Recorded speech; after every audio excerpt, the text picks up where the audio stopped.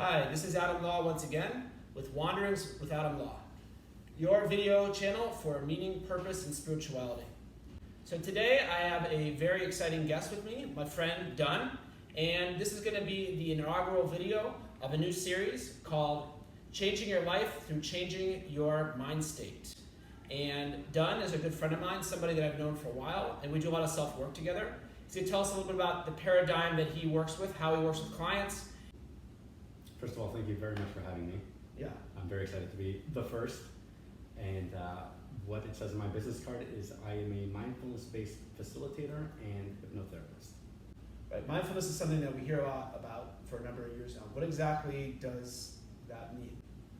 So the general take of what mindfulness is just being present in the moment, right? So if you were to close your eyes and take a breath, that's a mindful experience.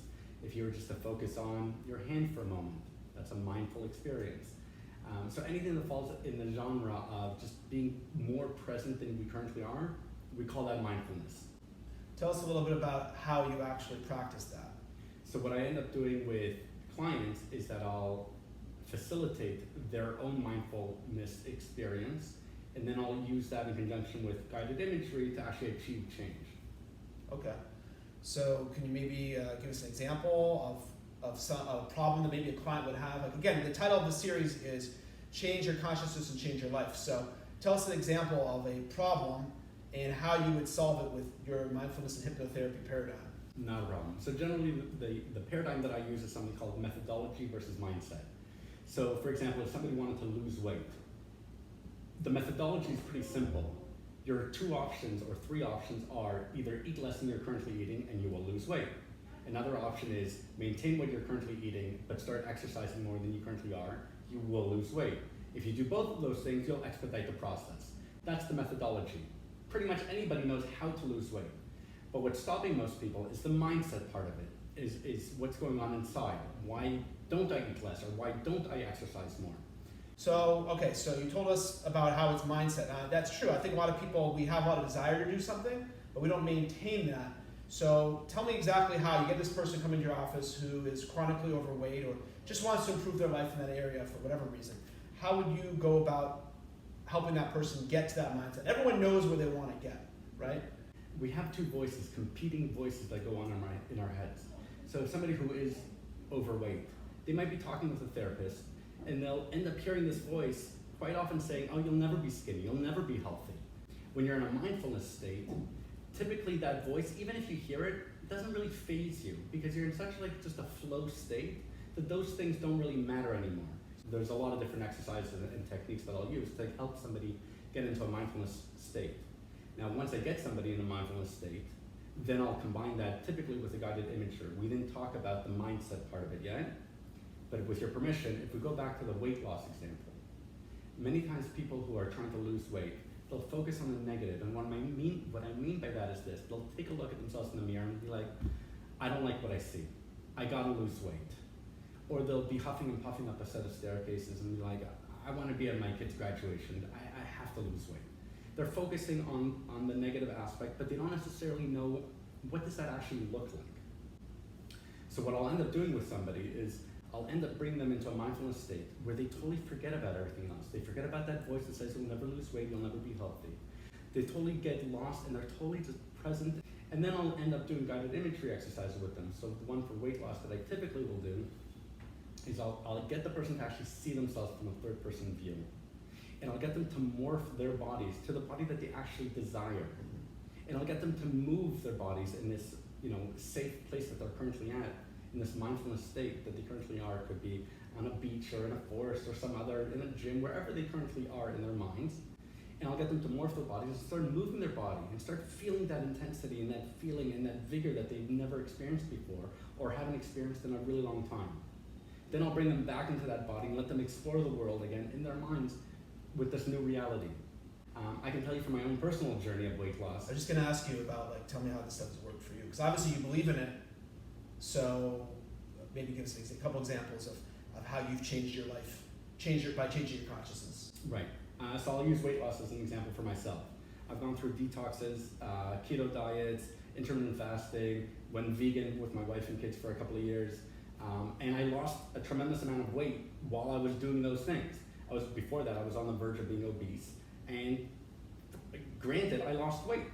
I was much healthier, feeling a lot more energetic. But it's a lifestyle that I felt like unless I continued it forever, I just gained the weight back once I started going back to normal life. And so I started doing these guided imagery techniques on myself. And so what ends up happening when I'm in the real world, when I'm at the pantry closet, right, and I'm seeing that bag of chips, is it really incongruent with the image that I have in my head of who I want to be and the direction that I want? This is not at all congruent with what I want, and I just, no thank you. So another thing that I worked on, again, my own personal journey, is frivolous spending, right? Where I'll go into a store and be like, oh, it's only $5.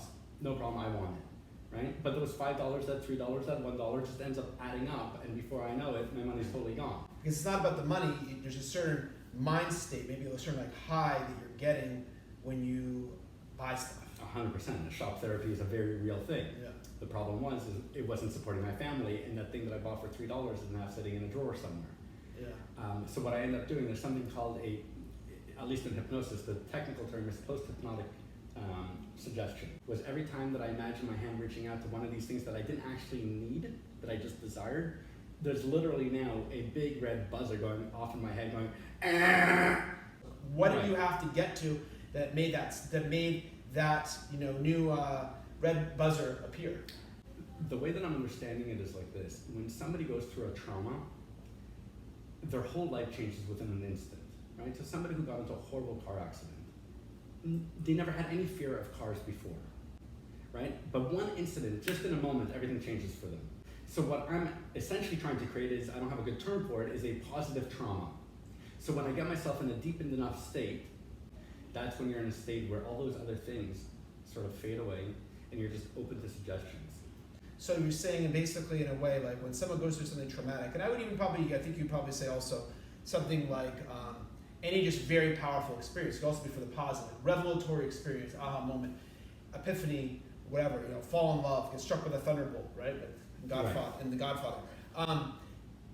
It just kind of breaks through the normal screens that we have in a day that keeps us going. And it oftentimes it's for the bad, but you're saying is if it's possible for something just to break through all that towards the bad, then obviously it's possible to also do that towards the good. What do you think is the biggest barrier for people making the change in their life?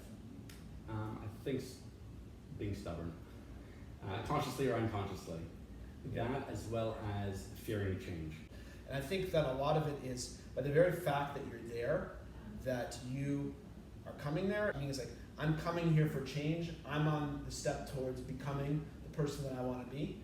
And therefore, it's like they're almost like making a pre-suggestion. But it's like, if you have to drag somebody to therapy, they're there from a court order, or their wife or husband said, this is what you need to do, you need to go to therapy. It's like, they're already there, like, I guess you'd say, like, I think they say this in the 12-step model, it's also like, the first step is admitting that you need, that you're powerless, that you need to change. So once you're already there, that's already like probably the very minimum amount of like, I'm making that step towards realizing that it's possible for things to be different. Right. Like with my work, I usually oftentimes talk about my abundance theory is that once you're doing well in one thing, you basically, it's not, like I use weight loss as an example as well, but I usually more about working out.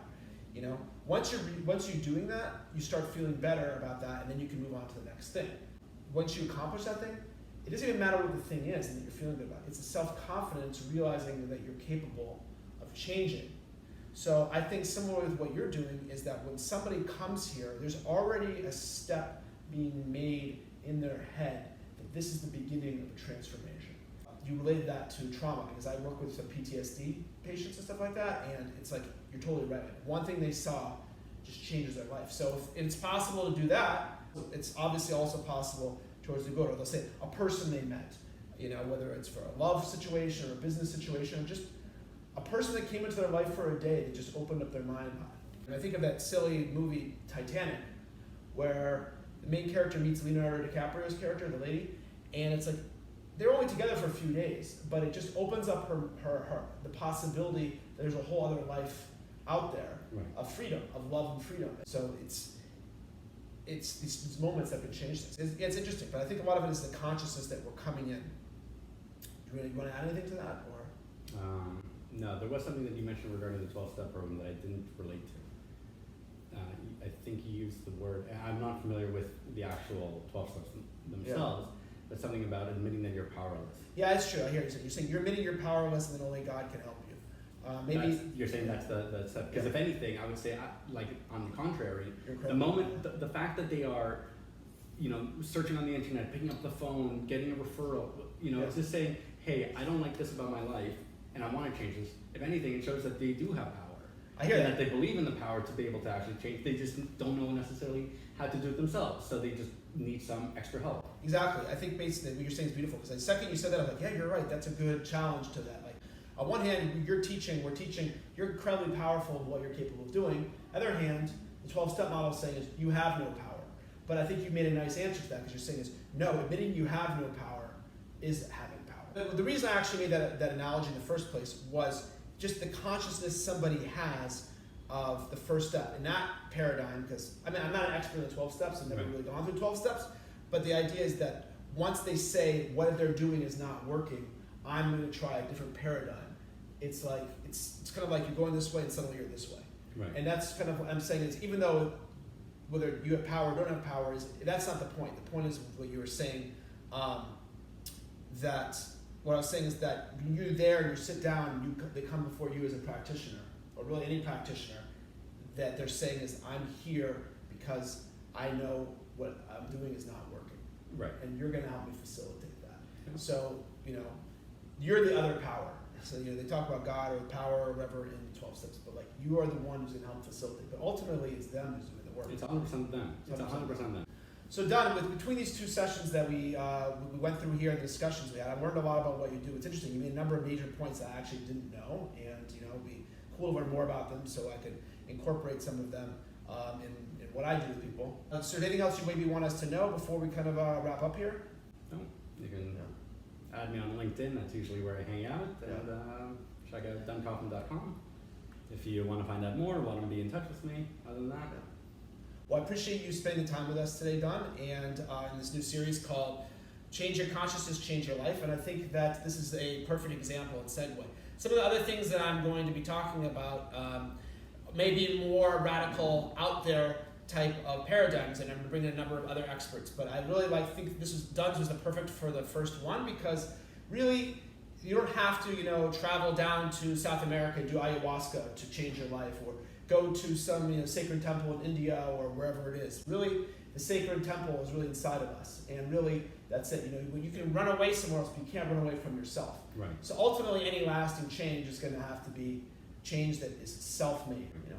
All right. Well, I think that's good. We have a lot more to talk about in the future, but you can reach out to Dunn Kaufman. You can find him on the internet without any problem. He's located here in Toronto, but I know he also does online and internet sessions, and I'm sure he'd be glad to work with you.